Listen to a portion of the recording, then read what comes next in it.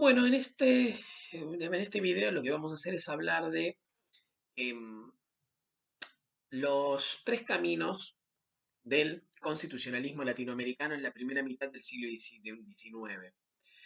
Para eso nos vamos a basar en el texto de Roberto Gargarella. Roberto Gargarella es un teórico del derecho, particularmente preocupado por la por el constitucionalismo y la historia constitucional.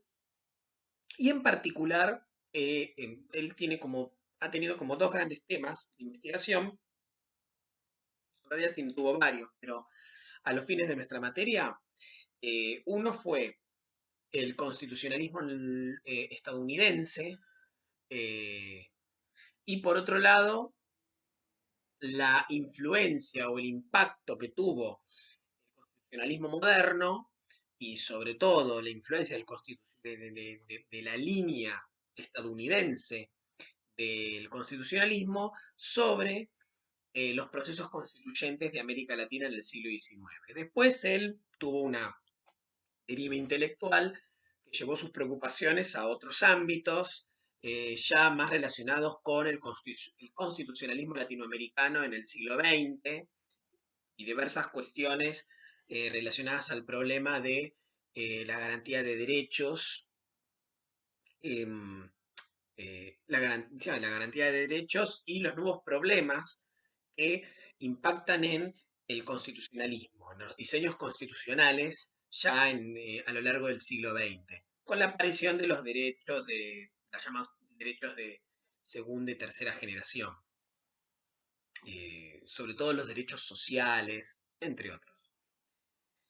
Bueno, este texto corresponde más a como su primer periodo de preocupaciones, más relacionados con la historia constitucional latinoamericana, y más allá del posicionamiento político que pueda tener Roberto Gargarella, que siempre podríamos ascribir a un, eh, digamos, liberalismo progresista.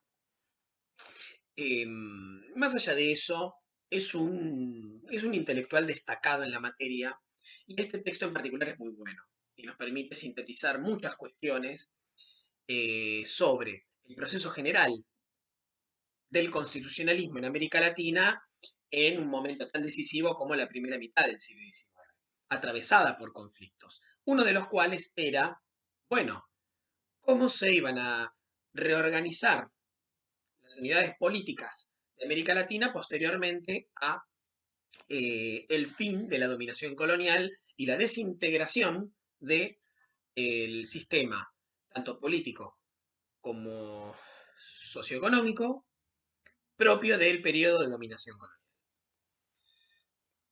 Bien, a ver, ¿cuál es como una de las grandes conclusiones que saca Gargarella? Porque él empieza el texto con una conclusión, que es, digamos, la constatación de que el predominio del modelo constitucional liberal que caracteriza, que terminaría caracterizando a América Latina, tiene que ver o tuvo que ver con la necesidad de encontrar como alternativa, una alternativa moderada a, eh, por un lado, el predominio en su momento, los modelos conservadores, modelos constitucionales conservadores, con un impacto, digamos, negativo para lo que son los derechos y libertades individuales, y por otro lado, una alternativa a la posibilidad de los modelos radicales, que para la clase dominante conllevaban eh, diversos riesgos en términos sobre todo de mantenimiento del orden. Bueno, para eso, para poder entender mejor la, el predominio final del modelo liberal, hay que entender primero de qué se trató el modelo conservador y a qué apuntaba el modelo radical, ¿no? Ahora, cuando él habla de modelo constitucional, él lo que dice es, bueno, Cuando hablamos de modelo constitucional no estamos hablando de texto constitucional. Estamos hablando de un proyecto integral, o sea, de cómo la Constitución piensa y que tiene que darse la organización de la sociedad. O sea, un modelo constitucional es un tipo ideal, o sea, un proyecto tentativo, un programa para la organización de la estructura básica de la sociedad, que excede ampliamente el texto escrito y que se refiere a los derechos garantizados, a las obligaciones establecidas y a la arquitectura institucional, comprendiendo en esta última tanto el orden político como la organización económico-social. O sea, disposiciones que atañen a ambos aspectos, más lo que mencionamos anteriormente. En este sentido, eh, a manera de introducción, eh, cada uno de estos tres caminos, ¿a qué estaban orientados? Bueno, en el caso del modelo conservador, sus diseños constitucionales, digamos, estaban orientados a preservar un sistema de valores tradicionales propios de una concepción orgánica premoderna. Ustedes, bueno, lo hemos visto un poco con anterioridad, lo vieron conmigo, con el profesor Loaces, está eh, en todo lo que es la teoría política, sobre todo cuando se trata de el problema de la constitución y las leyes, de los sistemas institucionales, el problema de, bueno, a partir o el fundador de esta discusión fue Benjamin Constant, que estableció como esta, o que le dio en los albores del constitucionalismo moderno, hizo la recuperación del debate alrededor de la constitución de los antiguos y la constitución de los modernos. Eh, la preservación de un sistema de valores tradicionales, generalmente ligados a una opción religiosa o a la fidelidad a una religión, entendiendo a una religión y a la institución que representa a esa religión, es decir, a la iglesia en cuestión, un valor cohesionador, integrador de la sociedad, sustento fundamental de las instituciones. Esto es parte de una visión más propia de la constitución de los antiguos y de una visión orgánica de la sociedad que entiende que hay como que en toda sociedad existe eh, una serie de principios, un orden, una serie de jerarquías, un entramado de relaciones que es de carácter prácticamente natural y que no hay que alterar porque si uno lo altera, si uno toca eso, esas, esas estructuras necesariamente inmóviles, si uno toca eso, corre riesgo la integridad de la sociedad misma. Se puede comprometer el mismo orden y por lo tanto eh, la viabilidad de la sociedad. Entonces eso tiene que permanecer intocado, como si fuera, porque es algo prácticamente natural y no hay que intervenir en lo natural, porque entonces desembocamos en distorsiones graves. Esto es típico del pensamiento conservador. Eh, y para preservar ese sistema de valores tradicionales, el modelo constitucional conservador sí proponía siempre una fuerte concentración del poder, sobre todo por parte del Ejecutivo, es decir, poderes ejecutivos dotados de facultades extraordinarias, congresos débiles, sistemas de organización territorial centralizados o unitarios, en el lenguaje más característico del Río de la Plata y Argentina, eh, a la vez que subordinaban todos los derechos individuales a la preservación de aquellos valores, ¿no? Eh, es decir, que los derechos individuales resultaban condicionados a la satisfacción previa de otros objetivos. Por ejemplo, si se aceptaba el derecho a la libertad de expresión o a la libertad de asociación, reunión, etcétera, se aceptaba, pero bajo la condición de que, por ejemplo, no se ofendiera a la religión católica y, por supuesto, a su representante, que era la Iglesia Católica. En cuanto a la libertad de prensa, por ejemplo, eh, actuaba y esa acción se podía interpretar como una ofensa a los valores del catolicismo y a la Iglesia, automáticamente operaba la censura. Porque está todo bien con la libertad de expresión hasta que te metes con un núcleo de ideas y creencias que son las que el Estado entiende que son un patrimonio intangible y necesario para el mantenimiento del orden social. Bien, el modelo constitucional radical, por su parte, tendía a proponer una expansión del poder de las mayorías.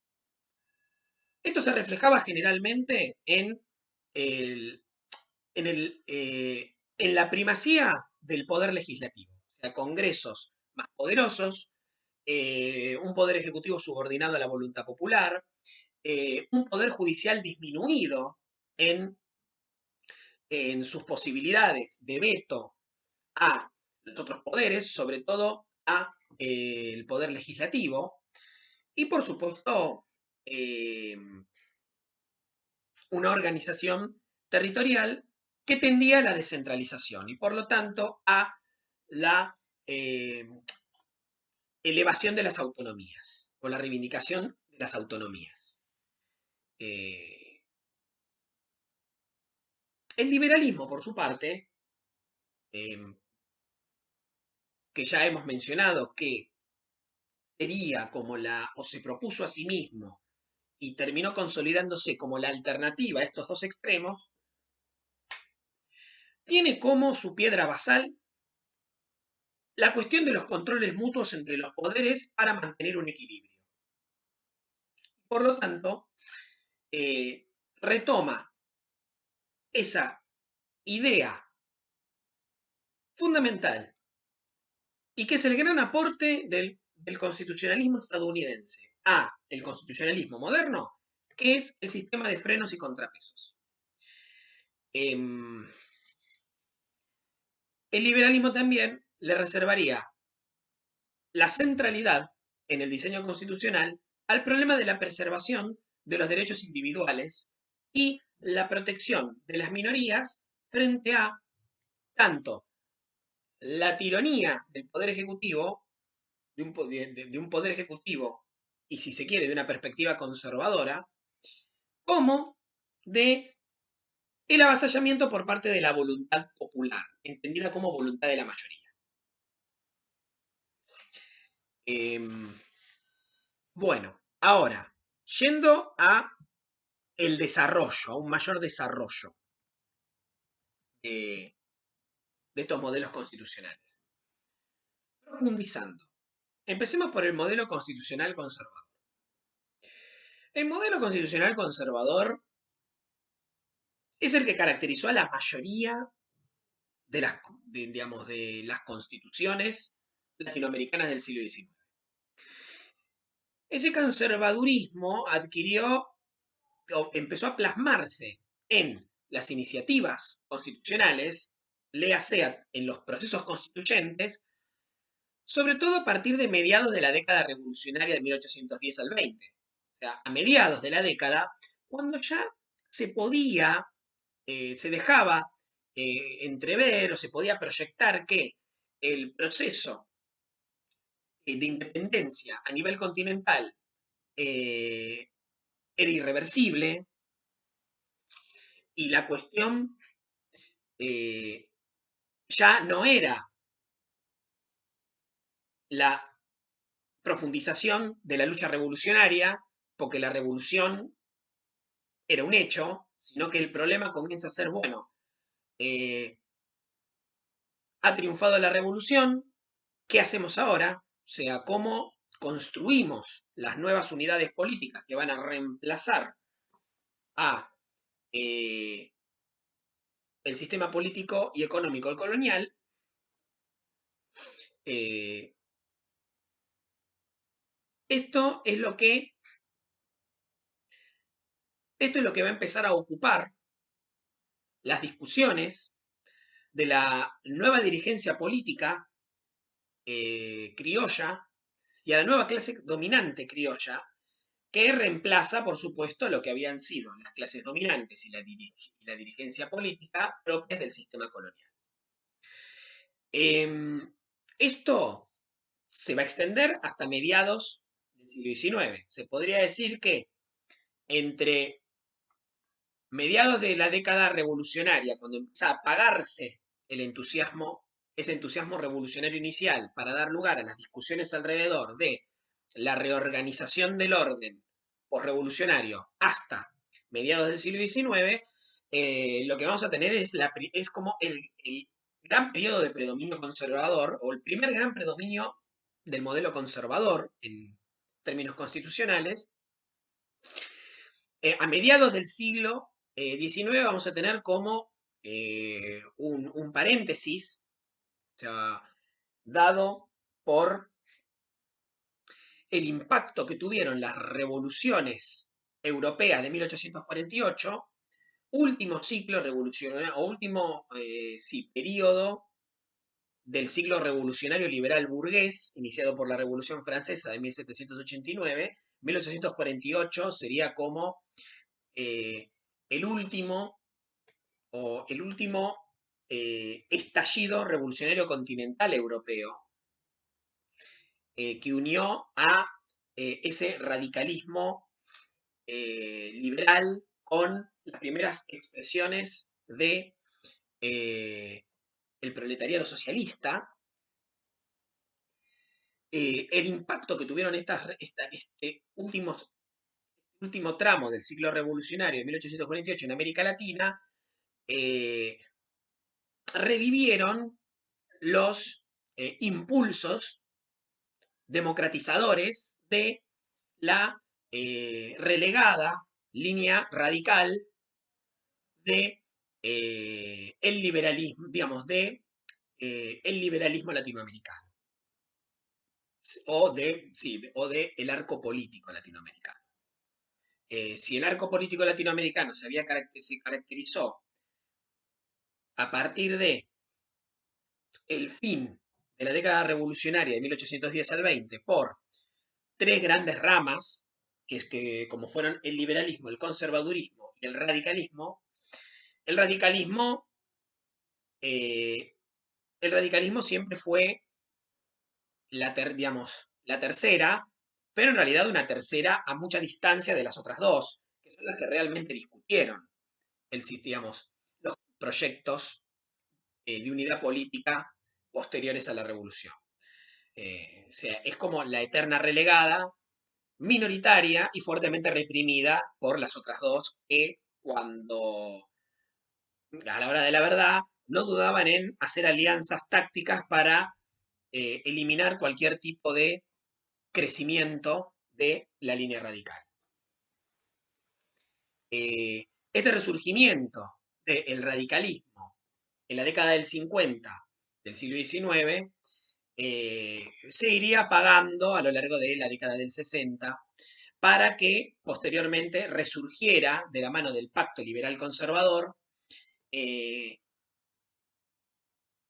el modelo constitucional conservador mucho más atenuado, o con muchas incorporaciones de el modelo liberal como consecuencia de el pacto que dio lugar a el fin de las disputas internas de la clase dominante, el fin del periodo de guerras internas y el acuerdo alrededor de lo que conoceríamos como el proyecto liberal oligárquico de la segunda mitad del siglo XIX.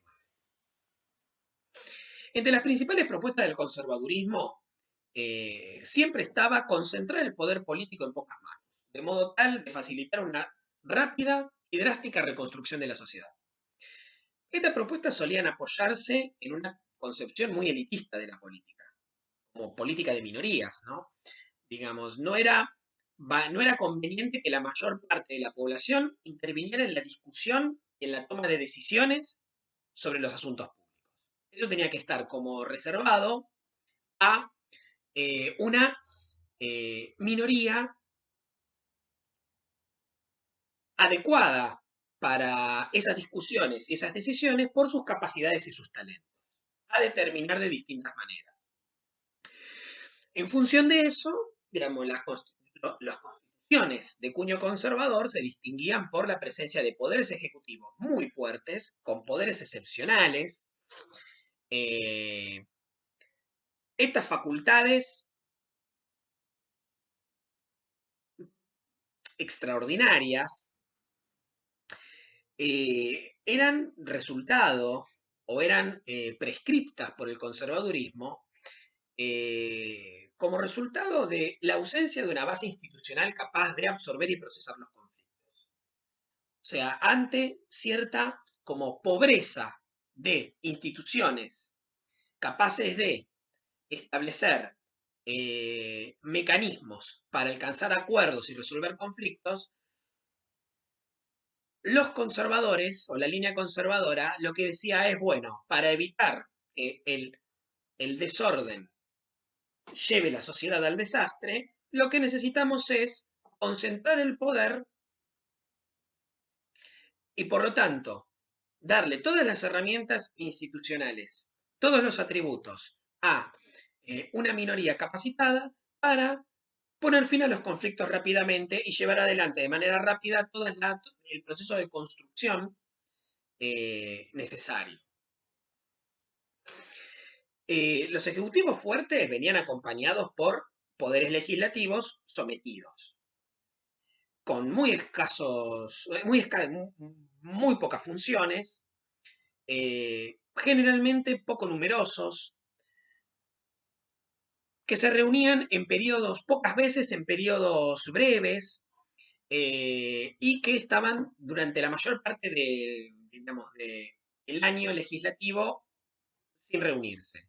O sea, se reunían pocas veces para tomar pocas decisiones que siempre podían ser ignoradas o directamente vetadas por el Poder Ejecutivo y después estaban largos periodos de tiempo sin hacer nada. Esto era una necesidad, o sea, no era indolencia de los legisladores. Esto era una decisión de un diseño constitucional que le daba, que concentraba atributos en el Poder Ejecutivo. Y un Poder Ejecutivo que para poder ejercer esos atributos tenía que estar liberado de limitaciones y que tenía que ser acompañado, en todo caso, por los otros poderes. Ahora, esto también tenía un complemento necesario que era la enorme cantidad de requisitos que se imponían sobre quienes, para aquellos que querían formar parte, por ejemplo, del Poder Ejecutivo, o sea, del Poder Ejecutivo y del Poder Legislativo. O sea, todos los que fueran representantes tenían que cumplir con una serie de requisitos que eran como una limitación adicional. Por ejemplo, calificaciones basadas en la propiedad o en el nivel de riqueza. Eh, Tener una profesión determinada o tener una profesión dentro de un conjunto de profesiones habilitantes. Además de exigencias relacionadas con la edad, el sexo, la pertenencia étnica, qué sé yo. Obviamente las mujeres estaban excluidas, con lo cual, bueno, ya estás anulando a la mitad de la población. No es menor, nada. Eh, por supuesto que en el modelo constitucional conservador eh, no existe ningún tipo de sistema de controles mutuos entre los poderes del Estado, de ninguna manera. La preponderancia del Ejecutivo es la prioridad. Finalmente, otro aspecto propio del modelo constitucional conservador es eh, un sistema de gobierno de las relaciones entre el poder central y las regiones de carácter centralista. Eh, Algunos, bueno, Gargarella y otros autores dicen que, bueno, que el modelo constitucional conservador se caracterizaba por una concepción perfeccionista del hombre y de la sociedad. ¿Qué quiere decir perfeccionista? Que, que la primacía la tenía la preservación de un código moral determinado. O sea, el poder coercitivo del Estado tenía que estar orientado a la defensa de una serie de principios ético-morales fundamentales. Sobre todo, siempre identificados con una religión. La idea central era que el Estado no debe ser indiferente ante las elecciones que haga cada individuo en cuestiones morales. O sea, no existe como un ámbito privado ajeno a la regulación por parte del Estado. Digamos, si las ideas que, que tiene una persona a nivel privado son contrarias o afectan a la moral compartida, estas no pueden estar protegidas por el Estado, no pueden estar bajo la protección estatal. Estos criterios se hacen visibles en fuertes restricciones sobre los derechos de los individuos, sobre todo, por supuesto, limitaciones sobre el derecho al voto, los derechos cívicos elementales, como la libertad de prensa, la libertad de reunión y de asociación. Es decir, el respeto de las libertades individuales estaba condicionado a la preservación del orden político y de un sistema de valores morales tradicionales. En la medida en que entraban en contradicción, los que salían perdiendo eran los derechos individuales.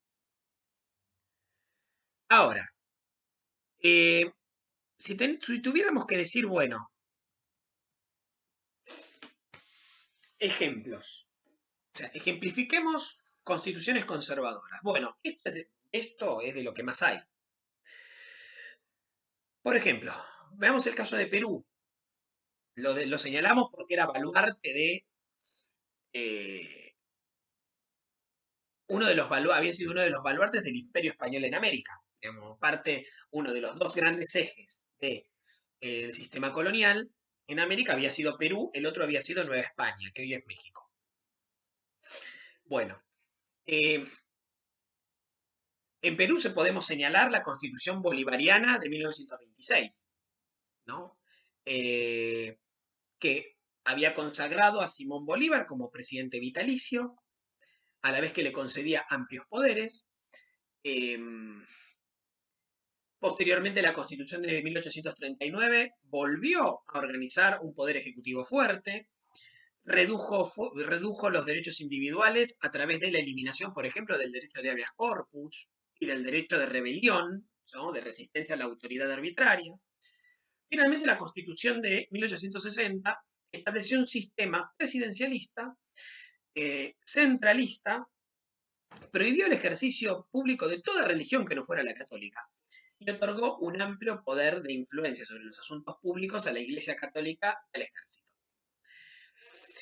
Sin embargo, si tuviéramos que destacar cuál fue la región que representa por sobre cualquier otra el modelo constitucional conservador, tenemos que hablar de Chile. Desde sus inicios, desde sus primeros eh, diseños constitucionales en la década del 20, hasta lo que finalmente se consolidaría bajo el periodo de hegemonía de Diego Portales. Eh, la primera constitución fue la diseñada por Juan Egaña en 1823. Eh, Egaña era digamos, intelectual y jurista chileno que fue el autor intelectual de esa constitución. Él entendía que la sociedad se encontraba constitutivamente basada en una moral común de carácter cristiano, ¿no? Que tenía que ser preservada y además promovida por el Estado. Eh, y en ese sentido, subordinaba todos los derechos individuales, como por ejemplo la libertad de prensa, ¿no? La libertad de prensa no podía entrometerse en cuestiones religiosas, ¿no? Que eran asunto de la Iglesia Católica, en todo caso, que era la que dictaba y sancionaba en función de eso, ¿no? Eh, este elitismo, ¿no? El elitismo político del modelo constitucional chileno del 1823 puede distinguirse por el poder extraordinario que se adjudicaba al poder ejecutivo frente a el rol muy limitado y subordinado que se le daba al legislativo, ¿no? El poder ejecutivo era ejercido por un director supremo, elegido a partir de un voto fuertemente limitado por distintos tipos de calificación, que ejercía exclusivamente la administración sin que la legislatura pudiera mezclarse en otra cosa que en formar pocas leyes permanentes y generales, reuniéndose por muy poco tiempo y con intermisión de largas épocas, más o menos lo que decíamos hace un rato, ¿no? En ese sentido, esta constitución es la que mejor refleja y posteriormente la influencia que va a tener esta constitución en los siguientes diseños constitucionales de Chile y que se había recuperado y convertido en el verdadero sistema hegemónico de Chile en el siglo XIX por parte de Diego Portales, es lo que nos permite ver el caso chileno como el más representativo en el siglo XIX de lo que fue un modelo constitucional de carácter conservador, totalmente consecuente y sin ningún tipo de margen de negociación. Para que sea una idea, eh, para poder ejercer un cargo público, la Constitución del 1823 de Chile establecía la necesidad de adquirir previamente un mérito cívico. El mérito cívico era como una distinción que te otorgaban a partir de, por ejemplo, haber estudiado ciertas disciplinas, eh, ser padre legítimo de 6 hijos o dedicarse a promover la religión católica. Me parece. Bueno, vamos a hablar un poco del modelo constitucional radical. Bueno, el modelo radical se convirtió eh, en un punto de referencia para el discurso político. Para algunos representaba un ideal a alcanzar, para otros representaba una amenaza al orden. Y cuando decimos que el modelo radical fue como un tópico del debate político, lo que queremos decir es que en realidad no tuvo una traducción efectiva en una constitución. El modelo radical siempre fue eso, un modelo. Y fue un modelo que no tuvo aplicación efectiva prácticamente en ningún caso. Por eso fue más un motivo de discusión, una aspiración y un motivo de discusión política y también un modelo negativo para sus opositores, más que nada para los conservadores, antes que un sistema efectivo. Para identificar al constitucionalismo radical, podemos decir que el objetivo fundamental de este era alcanzar una comunidad autogobernada, construir una comunidad autogobernada. El bienestar de la comunidad debía ser el principal objetivo de todo gobierno y era la propia comunidad la que tenía que definir cuáles eran esos objetivos y cuáles eran los medios para alcanzarlo. Digamos, asumiendo el objetivo del autogobierno colectivo, el radicalismo siempre mostró una gran preocupación tanto por la organización institucional de la sociedad como por el tipo de ciudadano que integraba la sociedad o que debía integrarla. Tanto las malas instituciones como los malos ciudadanos eran amenazas a ese ideal de autogobierno que se quería alcanzar. Para asegurar que los ciudadanos se identificaran con los demás miembros de la sociedad, el Estado debía formar un ciudadano virtuoso. Instituciones virtuosas, pero además instituciones virtuosas habitadas por ciudadanos virtuosos eran la garantía del autogobierno y el desenvolvimiento óptimo de la comunidad. De lo contrario, no iba a funcionar. Instituciones virtuosas en manos de malos ciudadanos tenían el mismo efecto que tener instituciones degradadas. Cuando el constitucionalismo radical rechaza la idea según la cual el Estado debía ser indiferente respecto de las concepciones morales de la ciudadanía, está rechazando la primacía de la defensa de los derechos individuales. En esto hay una coincidencia con el conservadurismo, pero con otros objetivos. O sea, lo que asumía el radicalismo era que, en caso de conflicto entre los intereses fundamentales de la mayoría y los intereses fundamentales de algún individuo, los intereses del individuo eran los que debían ceder. Los derechos siempre tenían que estar al servicio del bien común. Eh, Ahora, ¿cuál es acá hay coincidencia con el conservadurismo con respecto a que los derechos individuales no tienen la primacía respecto de lo que se entiende como eh, digamos, una necesidad colectiva, pero el sentido es diferente, el objetivo último o la motivación última es diferente. Tanto el conservadurismo como el radicalismo coinciden en que el poder coercitivo del Estado tiene que intervenir para perfeccionar a los individuos, ¿no? La autoridad pública tiene que meterse en lo que son cuestiones vinculadas con la vida privada de cada uno, por lo menos en lo que hace, en lo que hace a eh, una serie de, digamos, a distintos tipos de, en lo que hace a, ya sea la defensa de una moral o a la defensa del bien común identificado con la voluntad popular mayoritaria. Eh, es decir, ¿cuál es la diferencia? ¿Cuál es la coincidencia?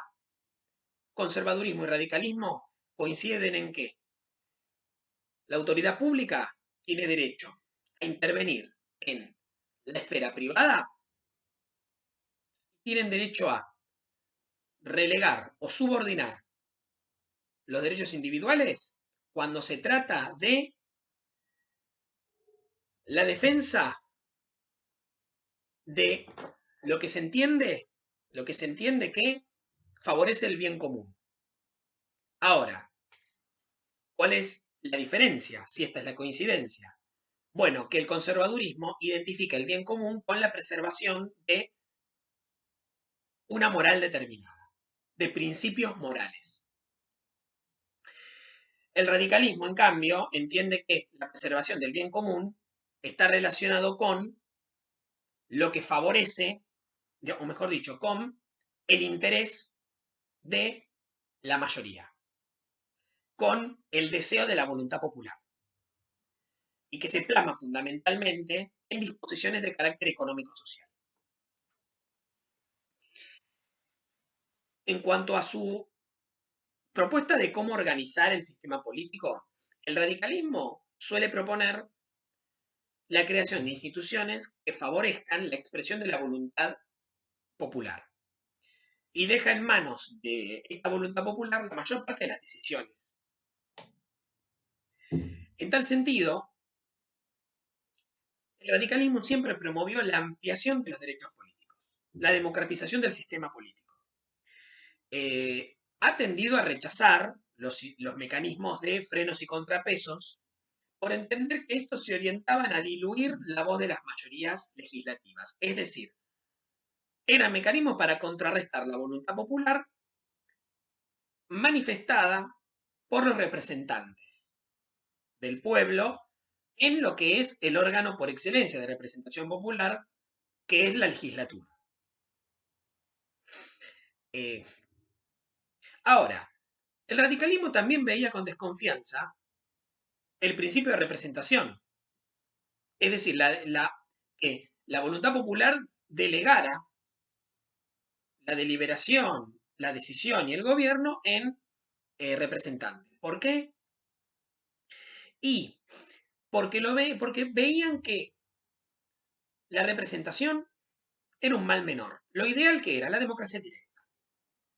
Ahora, como la democracia directa era muy difícil de lograr operativamente, bueno, como un mal menor, por su inevitabilidad práctica, que haya representación, que haya representantes, que la democracia sea delegativa. Eh, pero para lograr la mayor cantidad de garantías, de reaseguros respecto a que los representantes no distorsionen la voluntad popular, bueno, poderes legislativos lo más representativos posibles. O sea, con un principio de representatividad, digamos, suficientemente fiel a esa voluntad popular, con la menor cantidad de filtros posibles. Y también favorecer una relación de mayor cercanía entre entre el representante del pueblo y el pueblo. Una relación lo más directa posible entre el representante y sus representados. Eh,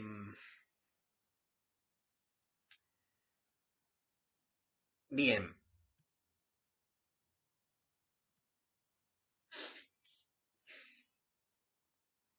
Por otro lado, también el radicalismo favorecía la mayor frecuencia de las elecciones. Una estructura de gobierno federal y por lo tanto respetuosa de las autonomías,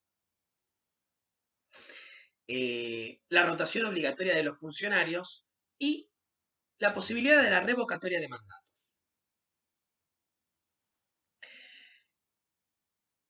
También algo para destacar, a diferencia del modelo conservador y también del modelo liberal, el modelo constitucional radical proponía que el ordenamiento institucional, pero también las disposiciones en tanto de derechos fundamentales, incorporaran arreglos respecto de la situación económico-social. Sea, la intervención del sistema institucional consagrado constitucionalmente tenía que tener un impacto en la organización económica de la sociedad, tendiendo a qué? A la igualación social. No es suficiente la igualdad ante la igualdad ante la ley tenía que encontrar su respaldo en una tendencia a la igualación social de los ciudadanos. Eh,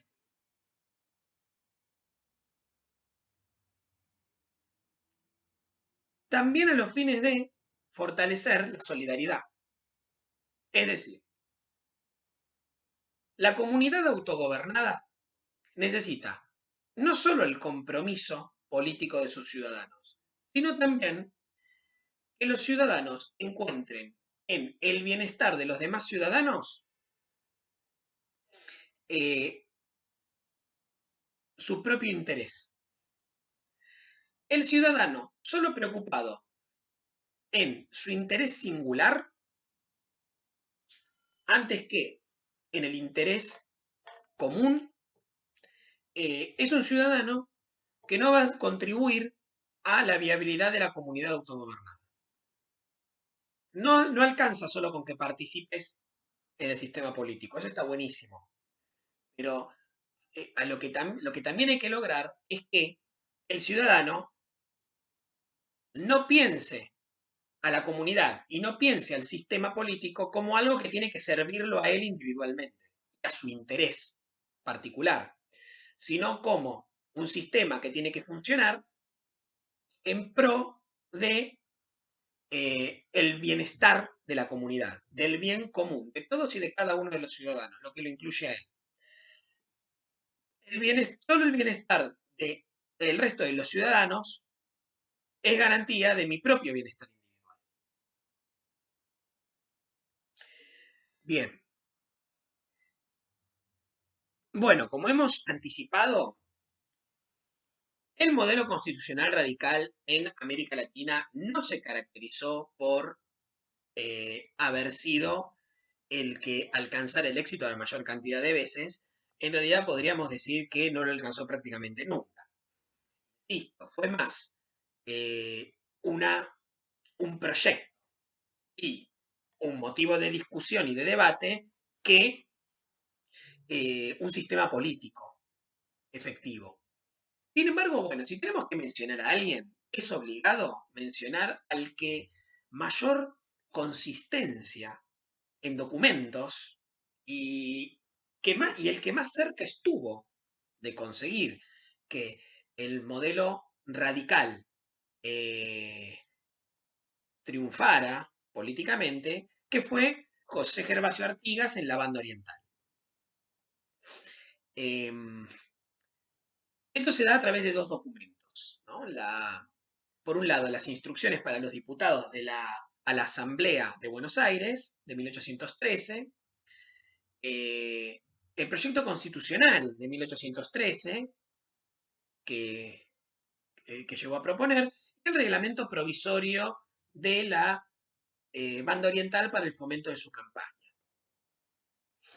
Eh, Acá hay varios autores que han hablado de una doctrina artiguista, de un ciclo social de Artigas que lo llevó por la vía de los hechos de ser un miembro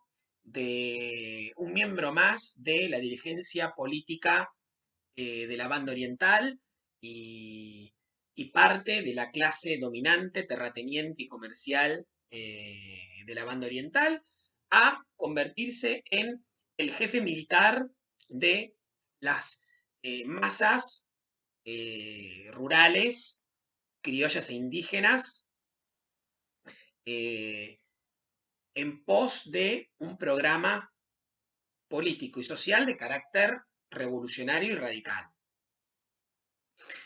En este sentido, los pilares del artiguismo habrían sido eh, un sistema de gobierno federal, y no cualquier federalismo, sino un federalismo de carácter confederal, basado en un poder central mínimo y débil, y en la primacía de las provincias que conservaban su soberanía particular. Esta es la cuestión, ¿no? La soberanía particular de los pueblos, la liga ofensiva y defensiva.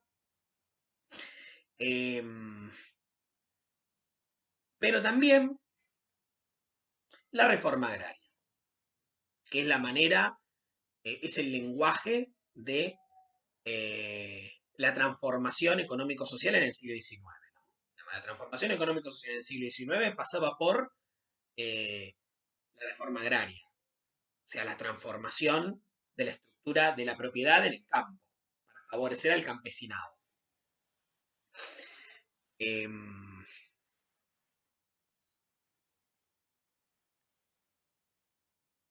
Otros elementos del proyecto de Artigas fueron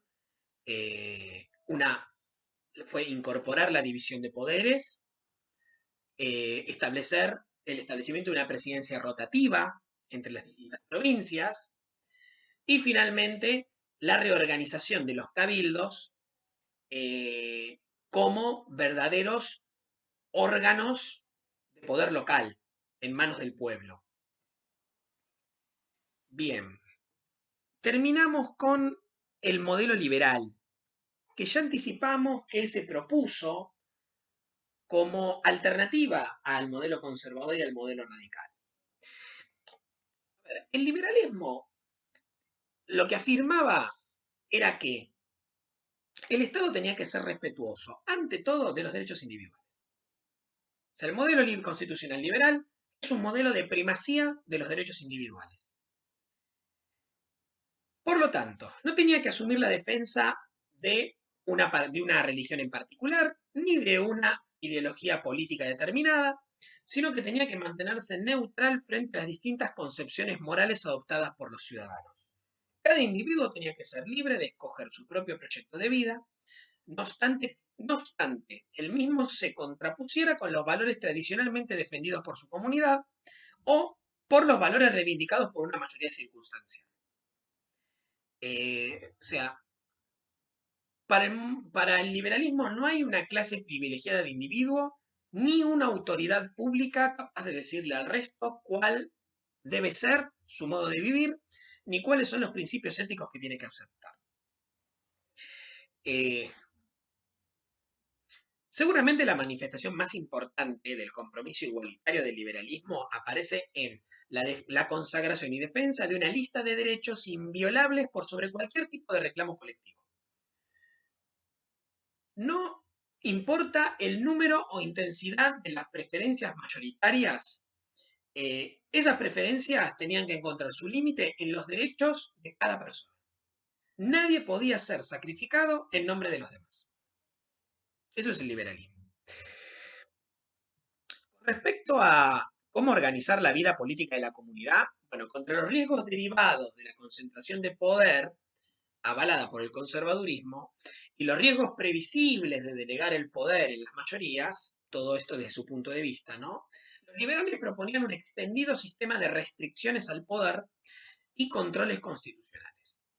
Esto es, la división de poderes y el sistema de frenos y contrafrenos, sí, los controles mutuos entre los poderes divididos. Ni la mayoría, digamos, ni la voluntad de las mayorías, ni el juego de una minoría de notables debían tener la capacidad de oprimir al otro, ni avasallamiento de las minorías por parte de la voluntad mayoritaria, ni opresión de las mayorías por parte de una minoría que concentraba el poder. Eso sería como la regla. Eh, Esto se manifestó institucionalmente y sobre todo en las leyes fundamentales, ¿no? En las constituciones, eh, se manifestaron con la inclusión de abundantes mecanismos para, para contrarrestar la voluntad de la mayoría.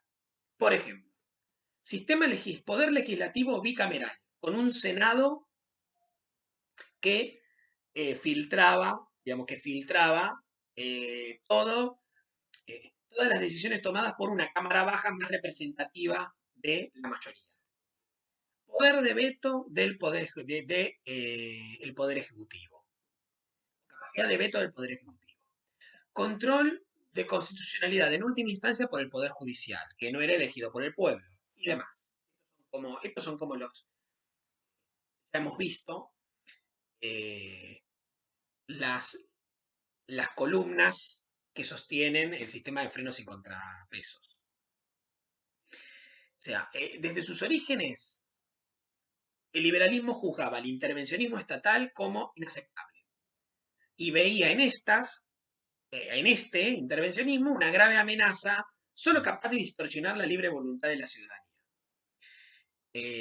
Por supuesto que esto tiene su, su correlato en las disposiciones respecto de lo económico-social. El liberalismo siempre va a privilegiar la no intervención del Estado en los asuntos económicos y en la cuestión social, privilegiando digamos, en términos de Adam Smith, la mano invisible, ¿no? El funcionamiento, el funcionamiento del mercado como, y de la concurrencia de los individuos en el mercado como eh, el mecanismo más eficiente para asignar recursos. Eh, vale decir que la acción de cada individuo en la sociedad, las negociaciones, acuerdos, transacciones, intercambios entre esos individuos y el desenvolvimiento en simultáneo de todas estas era, era la mejor garantía de que cada uno iba a recibir el beneficio correspondiente al aporte que había hecho la sociedad. El Estado no tenía que intervenir para hacer ningún tipo de ajuste, de arreglo, de compensación ni nada. Lo más justo era eso, bien liberal. Eh, Finalmente, podemos decir que el liberalismo ha desalentado siempre todo lo que tuviera que ver con las prácticas asambleístas, ha tratado de reducir el nivel de actividad política de las masas,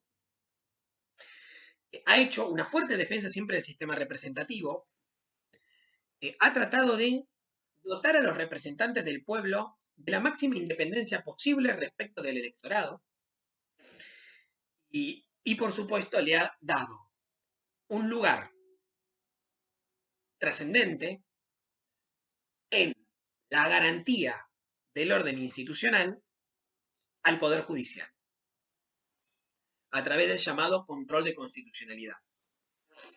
Eh, ejemplos de modelo constitucional liberal y en la segunda mitad del siglo XIX abundaron. Podemos mencionar sin ir más lejos nuestra propia constitución de 1853,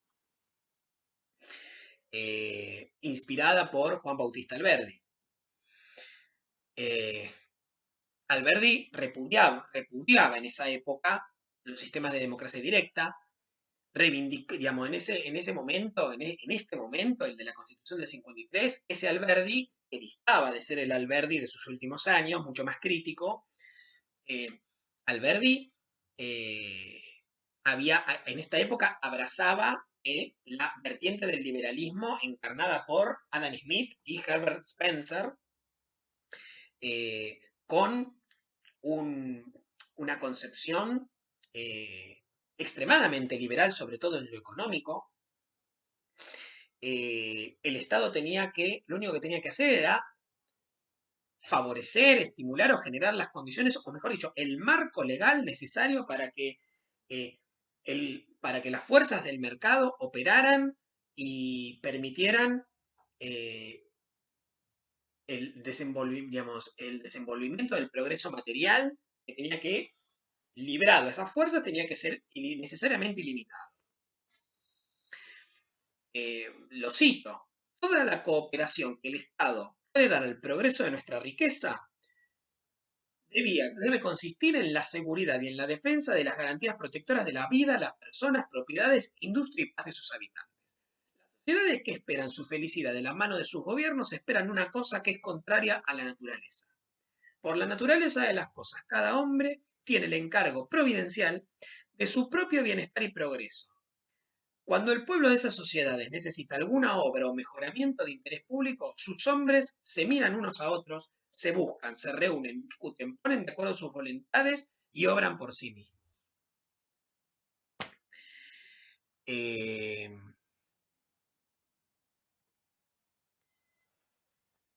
Eso es lo que sostiene, digamos, con este ejemplo, eh, esperemos que haya quedado claro, eh, pero también el posicionamiento del liberalismo siempre apunta a su legitimación. ¿Qué te va a decir el modelo liberal? Y nosotros somos la alternativa adecuada, moderada, equilibrada, frente a los extremos de el autoritarismo, el autoritarismo eh, fundamentalista conservador y el radicalismo disolvente del orden. Entonces, la mejor conjunción de orden y progreso, citando como el eslogan de un país vecino, acá lo conocimos como paz y administración, la unidad virtuosa de orden y progreso somos nosotros, los liberales, que lo plasmamos en un ordenamiento constitucional determinado. Bueno, esto no es necesariamente así, digamos. Eh,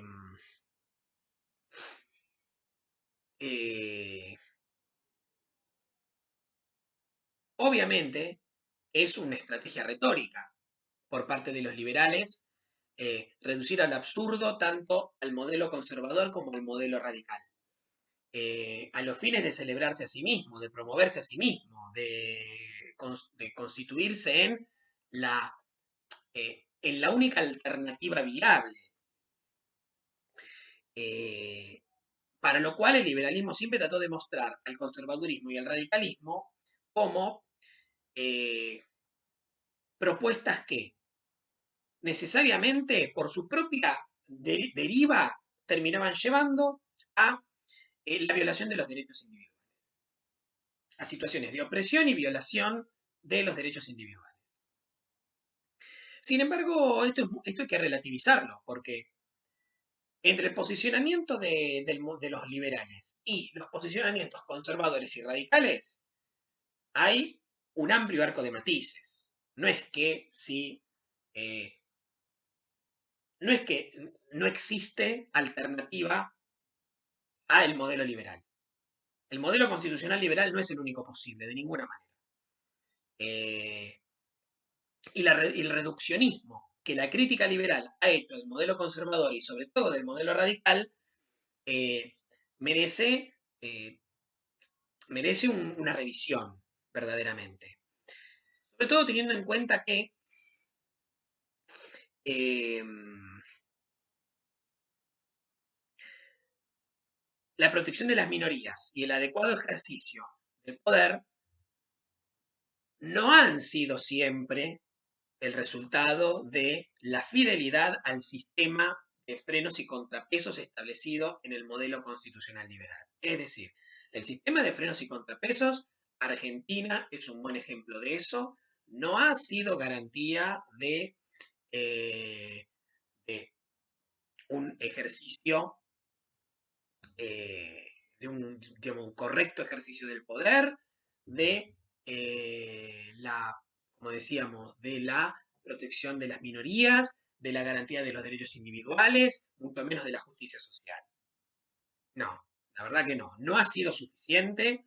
eh, y no es que la suspensión de ese sistema, por ejemplo, con las dictaduras militares, fueron los únicos momentos en los cuales se dieron esas transgresiones. No. Estando en vigencia el sistema liberal de frenos y contrapesos, es decir, estando en funcionamiento y en vigencia una constitución de carácter liberal, en buena parte de América Latina, y Argentina no fue la excepción, se han violado derechos individuales, se ha oprimido a las mayorías, se han mantenido sin resolución y sin compensación situaciones de injusticia, sobre todo a nivel económico y social, injustificables. Ha habido ejercicio arbitrario del poder y existen sectores privilegiados que no tienen justificación de ser tales, o cuyo privilegio no tiene ningún tipo de legitimidad posible. Lo que eh,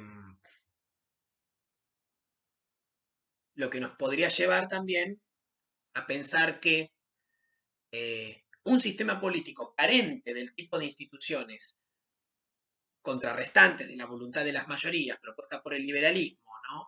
Que no necesariamente refleja una despreocupación por los derechos de las minorías, los abusos y los controles sobre el poder o la necesidad de tomar decisiones deliberadamente.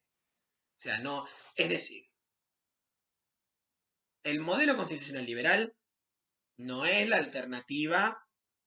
eh, la alternativa con exclusión que el liberalismo a nivel político siempre sostuvo que era con respecto a los otros modelos posibles.